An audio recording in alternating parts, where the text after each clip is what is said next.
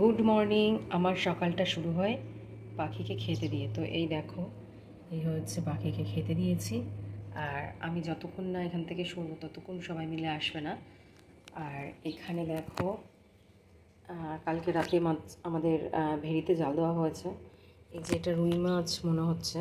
তো যাই হোক, এখনও মাছ ছোট, কী মাছ ধরেছে আমি জানি না। এটা বোধহয় সিলভার কাপ। তো এই হচ্ছে এই মাছটা,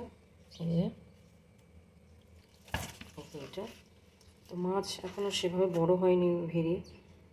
আর এই হচ্ছে বাটা মাছ। তো বাটা মাছগুলো রাজু আমাদের ঘরের জন্য এনেছে। সিলভার কাপটা কার জন্য নিয়েছে আমি জানি না। তো আমাকে ফোন করেছিল, আমি ঘুমোচ্ছিলাম, বুঝতে পারিনি। আর কাকে দিতে হবে কি আমি জানি না। তো যাই হোক, বাটা মাছগুলো আমি কেটে ফেলি, নাহলে পিঁপড়ে এক্ষুনি ভরে যাবে এখানটায়। তো এই হচ্ছে গামলায় মাছ নিয়ে নিয়েছি। আর এই দেখো পাখিগুলো আসছে আর যাচ্ছে। তো আর রাত্রেবেলা সমস্ত কাজ সেরে তো আমি ঘুমোই। খুব কম দিনই এমন হয়েছে যে আমার শরীর ভালো লাগছে না, তো আমি রাত্রের কিছু কাজ গোছাতে পারি না। তো A to Z সব কিছুই করে রাখার চেষ্টা করি, বাট সবসময় হয়ে ওঠে না। বেশিরভাগ দিনটা হয়। 30 দিনের মধ্যে আমি 28 দিনই বোধহয় ঘর পরিষ্কার করে রাখি। বাদ বাকি যে কটা দিন হয় না, আর সেটা হচ্ছে ওই 3-4 দিন হয় না। আর বাদ বাকি আমি করে রাখলে কেউ ঘুম থেকে উঠলে বেশ নিজেরও ভালো লাগে। বাসি কাজকর্ম পড়ে থাকলে একদমই ভালো লাগে না। তো এই হচ্ছে গামলায় মাছগুলো নিয়ে নিয়েছি। আমি তো রাজুকে ফোন করছি, ও তুলছে না, বোধহয় আড়তে ব্যস্ত আছে। তো যাই হোক, চলো আমি মাছগুলো তো কাটি। আর এগুলোই বোধহয় কাউকে দেবে, বুঝতে পারলে। এটা মনে হচ্ছে শ্রাবণীর জন্য নিয়েছে, নিকুর যেখানে পড়ে তার বাড়ির জন্য। আর এটা বোধহয় পাশে ওই মাসিদের জন্য নিয়েছে।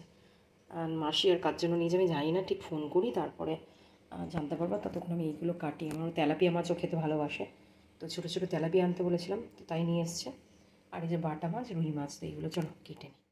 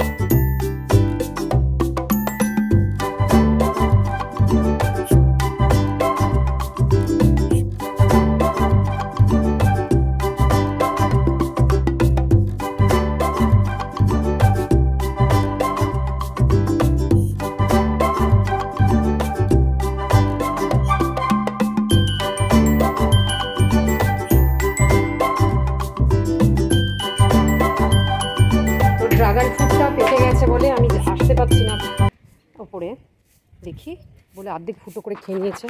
আমি পরশু দিন এসে পরিষ্কার করলাম। এ বাবা, শিগগিরই তোলো।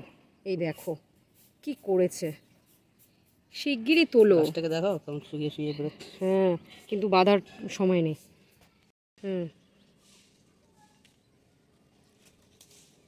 ইস,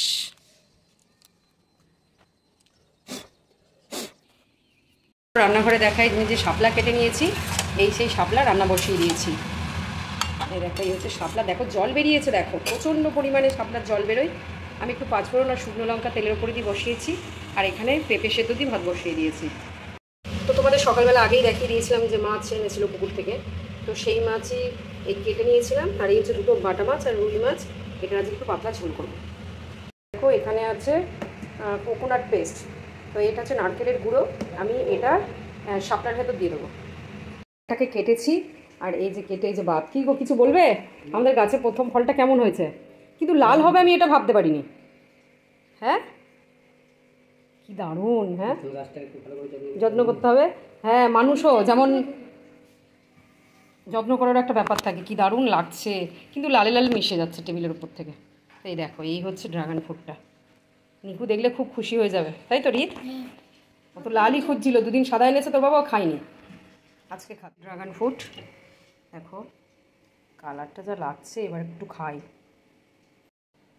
তো এই দেখো ড্রাগন ফ্রুটটা খাচ্ছি। গাছের ড্রাগন, বাহ, কিনে খেয়েছিলাম, এত ভালো লাগেনি। না লাল কেন নি গো, দোকানদার বলেছিল লাল, ভেতরটা সাদা, দুবারই। মানে ঠকিয়েছিল, আমরা কি করে বুঝবো? তোমাকে তো সবাই ঠকায়, নাও খাও। হেভি মিষ্টি গো। কালো জিরে দেওয়া। আর ওটা কেমন টক টক ছিল। তো এই দেখো ধাবা স্টাইলের কি বলবো তড়কা হচ্ছে। আগে বানিয়ে নিয়েছিলাম এইভাবে ধাবাতে না, একটু ঘি দিয়ে তেল দিয়ে মশলা দিয়ে গরম করে, আমি ঠিক তেমনই করে নিচ্ছি, দারুণ লাগে খেতে। তো চলো খাবার দাবার রেডি করে নিই, তোমাদের দেখাচ্ছি। এইখানে দেখো রুটিও হয়ে গেছে। আমি রুটি খুব ভালো বানাতে পারি না, আজকে দেখো নিকু বানিয়েছে। দেখো লেবুটা আমি কেটেছি, পেঁয়াজটা কাটতে গিয়ে কেটে দিয়েছিল, আর খাবার রেডি করে নেবো। কাটছে দেখো কি করলো, আমের পুরো 12টা বাজিয়ে ছেড়ে দিল। কি করেছো আমটাকে? কি অন্য কিছু, আমি আমার কাম খাবো না। তো এই হচ্ছে রেডি। নিকু নে তরকাটা খা। আমটা কেটে গেছে।